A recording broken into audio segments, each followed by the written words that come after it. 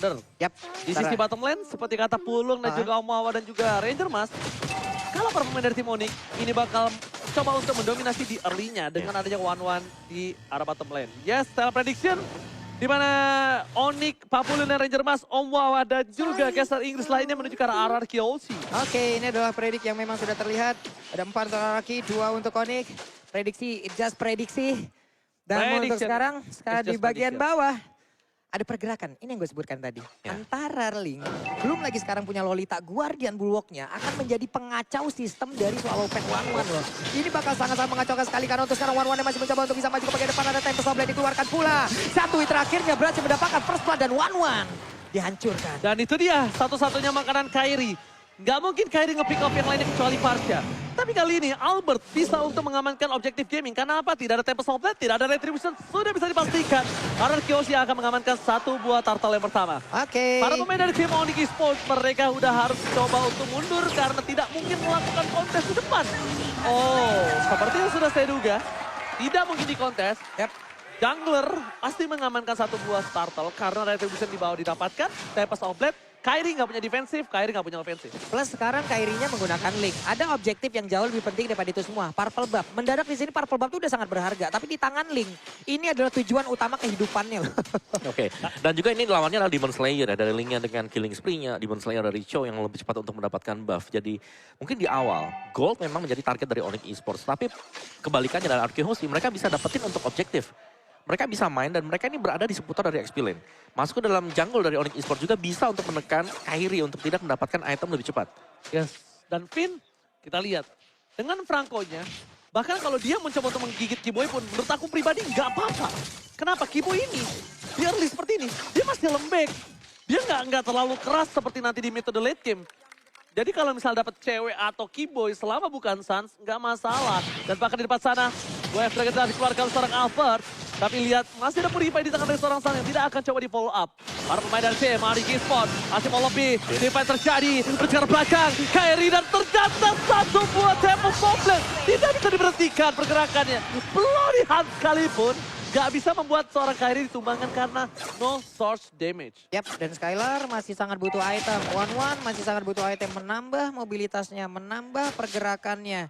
Di bawah ada sebuah hal yang dilakukan di mana Farsha-nya mulai mendekat. Namun tadi satu Blood Hunt-nya ini memang digeser terlebih dahulu ya. Belum selesai loh Blood Hunt-nya tadi. Betul banget.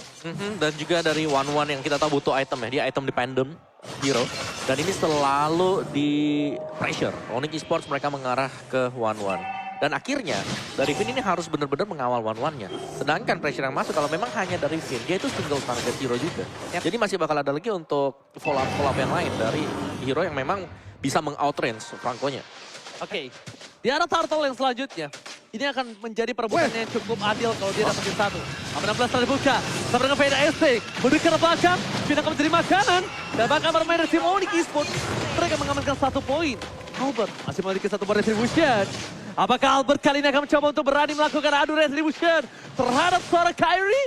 Lihat, langsung ada Farsha kembali. Dan di sisi adu retribution dan ternyata Kairo masih mengambil 1 buah retribution. Team 5, Tempest of Blade, tepatkan di sana 1-1, terbang ke angkasa.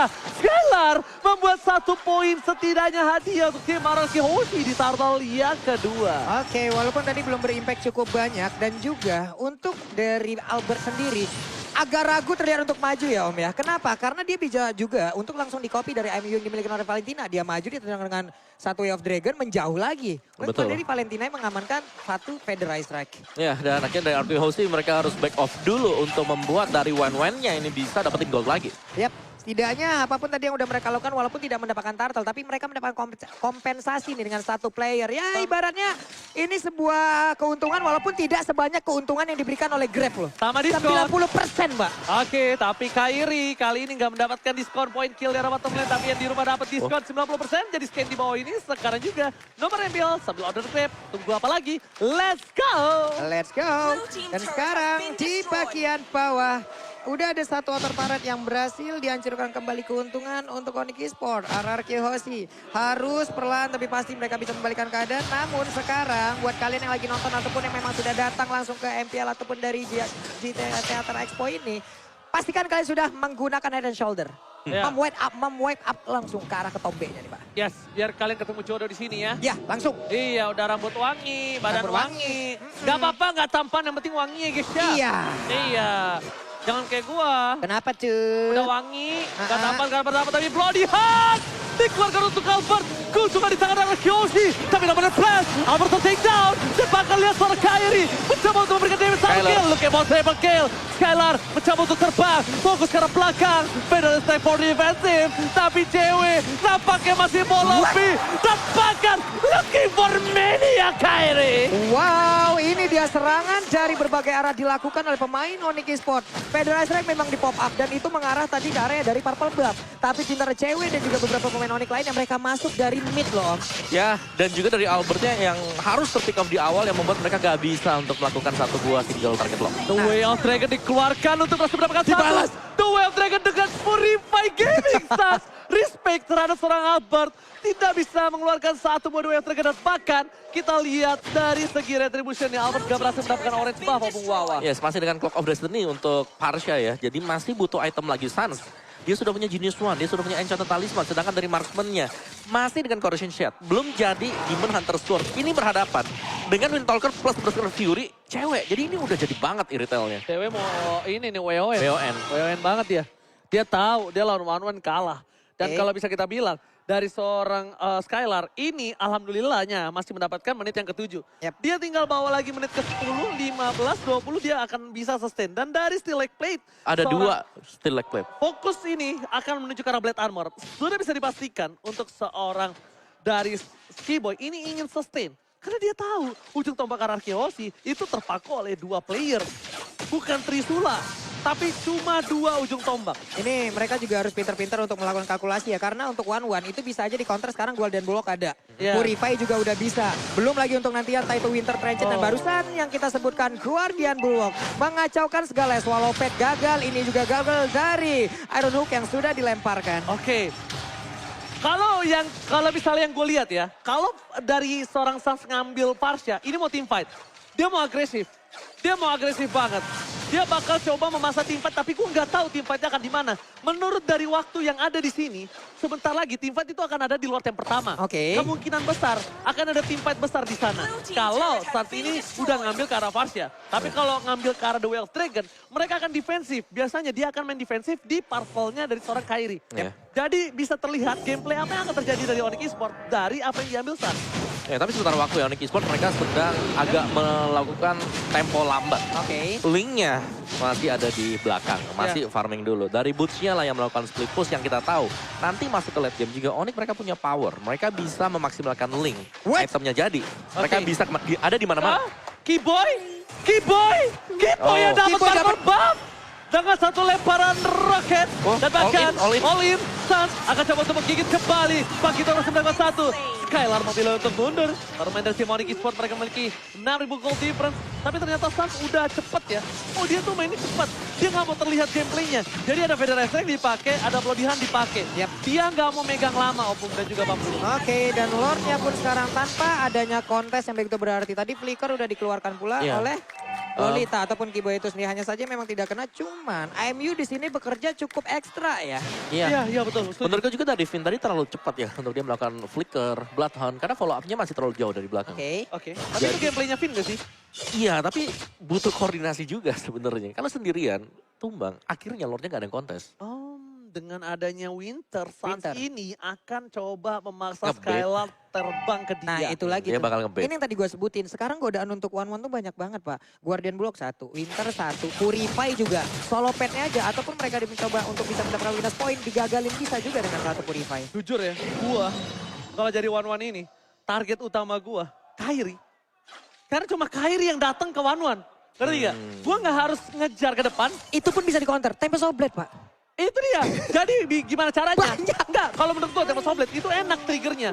Lu pack poking damage, Kairi akan dengan cepat melakukan satu buah Tempest of Blade. Tapi gimana caranya? Kairi ini nggak terpick off. Purple Buff sudah diamankan oleh seorang Kairi. Menuju ke arah top lane.